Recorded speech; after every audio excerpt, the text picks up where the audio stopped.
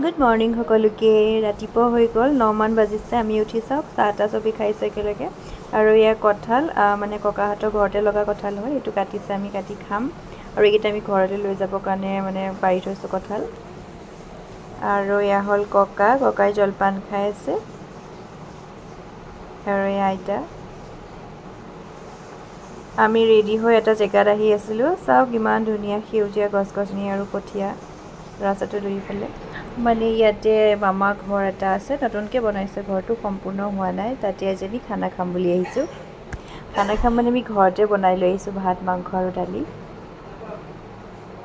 এইকেইটা চাওক ইমান ধুনীয়া বগলী হয়।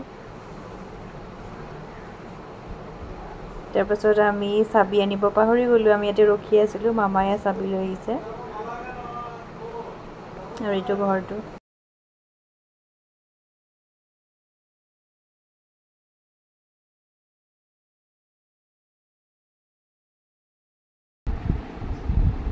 এয়া দেখিছে পানী লৈ গৈছে।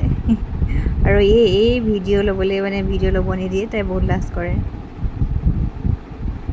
ঘৰটো চব খালী হৈ আছে আৰু আধা বনোৱা হৈ আছে ন ঘৰটো, সেইকাৰণে।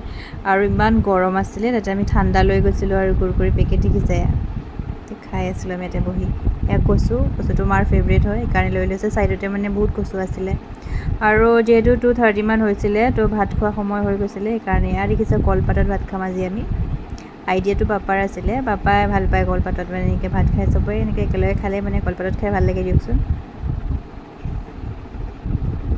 আজি খানাত আছিলে দালি আৰু মাংস বনাই আনিছিলোঁ ঘৰতে। আৰু এহাল তনুশ্ৰী, মাহী ছোৱালী হয় এয়া। আৰু আমি দুটামান এয়া ৰিলছ বনালোঁ, ফটো উঠিলোঁ। তাৰপিছত আমি যাব হ'ল এতিয়া। ইমান ধুনীয়া চাওকচোন, সেউজীয়া, তাৰপাছত আকাশখন ইমান ধুনীয়া নীলা হৈ গৈছে। আহিব ইচ্ছাই নাছিলে, কিন্তু কি হ'ব, মানে যাবতো লাগিবই ঘৰত। ইয়াৰ পৰা এতিয়া আমি মামা ঘৰত যাম। আজিলৈ আহিছোঁ, আকৌ লগ পাম।